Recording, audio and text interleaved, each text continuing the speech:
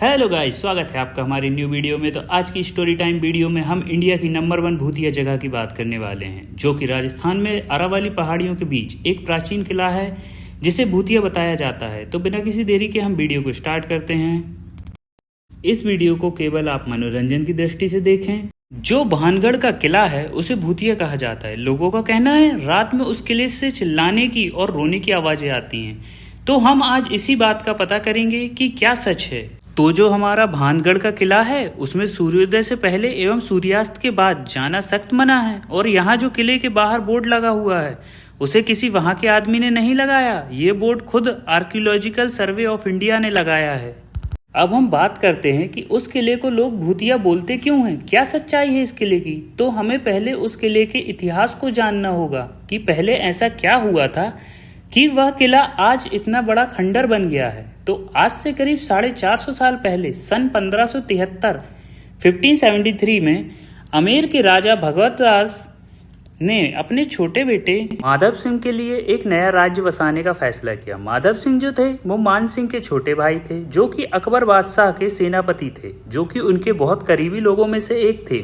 माधव सिंह ने अलवर के पास अरावली पहाड़ियों के बीच भानगढ़ किले को स्थापित किया और अपना साम्राज्य बनाया। यहाँ लगभग 10,000 के करीब घर बनाए गए थे। जो यहाँ का महल था वो 7 मंजिल ऊंचा रॉयल पैलेस था और यहाँ पर सोमेश्वर मंदिर एवं अनेक हिंदू मंदिर मौजूद थे। यहाँ पर बड़ी बड़ी हवेलियां जिनमें मंत्री लोग रहते थे। यहाँ पे बाजार था जहाँ पे दूर दूर से लोग आते थे।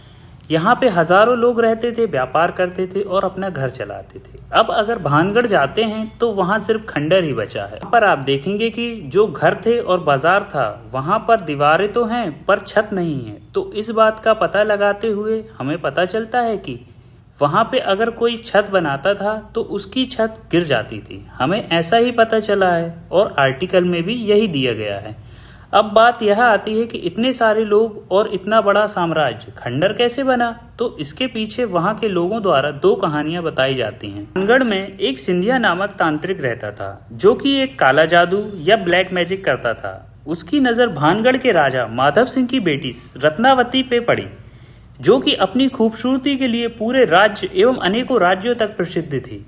के पास विवाह के लिए अनेक प्रस्ताव आते थे। सिंधिया जानता था कि वह तांत्रिक होने के कारण माधव सिंह अपनी बेटी का विवाह उससे कभी नहीं कराएंगे और राजकुमारी रत्नावती भी उसे कभी स्वीकार नहीं करेगी। फिर उसने काले जादू का सहारा लिया और एक दिन राजकुमारी अपनी सहेलियों के साथ बाजार में इत्र लेने के लिए निकली और इत्र की दुकान पर जब वह पहुंची तो सिंधिया तांत्रिक पहले ही वहां जाके छुपा हुआ था और उसको यहाँ मौका दिखा तो उसने इत्र की शीशी पे काला जादू कर दिया।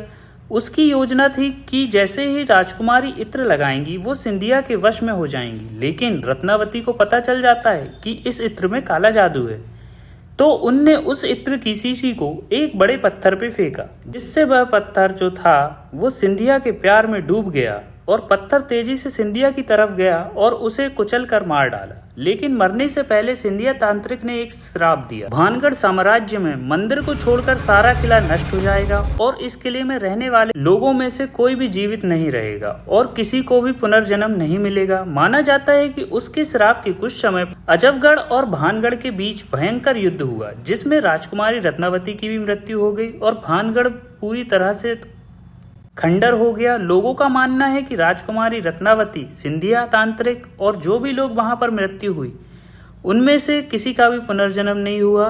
तो उस श्राप के कारण वहां पर जो लोग मरे थे उनकी आत्माएं आज भी उसी किले में घूमती रहती हैं। यही कारण है कि लोगों को वहां रातों में आवाजें आती हैं और लोगों को रात में वहां रुकने की परमिशन नहीं है। और अब आती है दूसरी कहानी, जिसमें कहा जाता है कि वहां पर एक साधु महात्मा रहते थे जिनका नाम बाबा बालूनाथ था। तो जब राजा माधव सिंह ने अपना भानगढ़ राज्य बसाने का सोचा तो उनको पता चलता है कि वहां पर पहले से ही बाबा बालूनाथ तपस्या कर रहे हैं। तो माधव सिंह ने बाबा बालूनाथ के पास जाके उनसे अपना किला बनाने के लिए परमिशन मांगी थी। तो बाबा बालूनाथ ने परमिशन तो दे दी, पर एक शर्त रखी थी कि आपके किले की ऊंचाई इतनी नहीं होनी चाहिए कि उसकी परछाई मेरे या मेरे झोपड़ी पर पड़े। और उन्होंने कहा था कि अगर ऐसा हुआ तो यह साम्राज्य तुम बनाने वाले हो वो तबाह हो जाएगा। तो राजा माधव सिंह ने यह शर्त मानी और बाबा की बात मान के अपने किले को सिर्फ 4 मंजिल का ही बनाया, जिससे बाबा की झोपड़ी पर छाया न जाए। परंतु इसके बाद माधव सिंह के पोते अजब सिंह ने इस किले की ऊंचाई 4 मंजिल से ऊंचा कर 7 मंजिल का बना दिया, जिसके कारण किले की छाया बाबा के झोपड़ी पर पड़ने लगी। तो जो माधव सिंह जी ने शर्त मानी थी वो टूट गई, जिसके कारण भानगढ़ साम्राज्य बर्बाद हो गया। यही 2 कहानी है जो भानगढ़ के किले को इतिहास को बताती हैं, और दोनों ही कहानियों में श्राप की ही बात की गई है। और अभी लोगों का कहना है कि वो किला भूतिया है। वहाँ के लोग बताते हैं कि अभी कुछ सालों पहले वहाँ 3 दोस्त सूर्यास्त के बाद और सूर्योदय से पहले उस किले में जाना वर्जित है, और वो इस बोर्ड को नजरअंदाज करके उस किले में जाने का प्लान बनाते हैं, और वो इस बोर्ड को नजरअंदाज कर देते हैं, जो कि आर्कियोलॉजिकल सर्वे ऑफ इंडिया ने लगाया है कि उस किले के गार्डों से छुपते छुपाते अंदर पहुंचते हैं। जैसे ही वो अंदर पहुंचते हैं, दीवारों से कूदते हुए घनघोर अंधेरा, और सिर्फ उनके पास एक टॉर्च, जिससे आगे का दृश्य साफ ही नहीं दिख रहा था। और उसी वक्त उनका एक दोस्त कुएं में गिर जाता है, जिसके कारण उसको बहुत सारी चोटें आती हैं। वो उसको जैसे तैसे करके बाहर निकालते हैं, पर उसको चोटें बहुत ज़्यादा होने के कारण उसको हॉस्पिटल लेके जाते हैं। और वो जब रास्ते में अपनी कार से जा रहे थे उसको लेकर, उसी वक्त उन तीनों दोस्तों का एक्सीडेंट हो जाता है, और उन तीनों दोस्तों की वहीं पर मृत्यु हो जाती है। पर मरने से पहले उन लोगों का यही कहना था कि उस किले में कोई भूत नहीं है, हम वहां पर रात रुकेंगे, और वहां पर भूत या आत्माओं का होना नहीं मानते थे।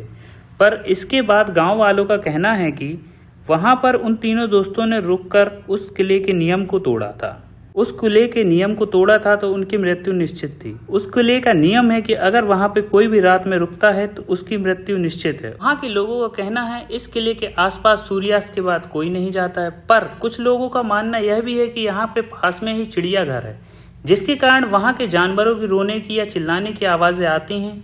पर क्या सच है इस बात का पता किसी को नहीं है। यही है हमारे भानगढ़ की भूतिया स्टोरी, जिसको वहां के लोगों द्वारा बताया जाता है, और जितनी जानकारी हमें मिली है वो हमने इस वीडियो में बता दी है। भानगढ़ का किला ये हमारे भारत का टॉप टूरिस्ट पर्यटनों में से एक है। तो गाइस मिलते हैं जल्दी ही नेक्स्ट वीडियो में। अगर आप चैनल पर नए, चैनल को सब्सक्राइब एंड वीडियो को लाइक कर दीजिएगा guys. Thank you for watching, bye bye.